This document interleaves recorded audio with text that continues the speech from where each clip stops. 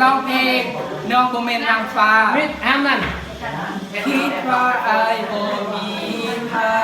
คิดว่าไอ้สิจริงใจคิดว่าไอ้บ่ร้ายใจ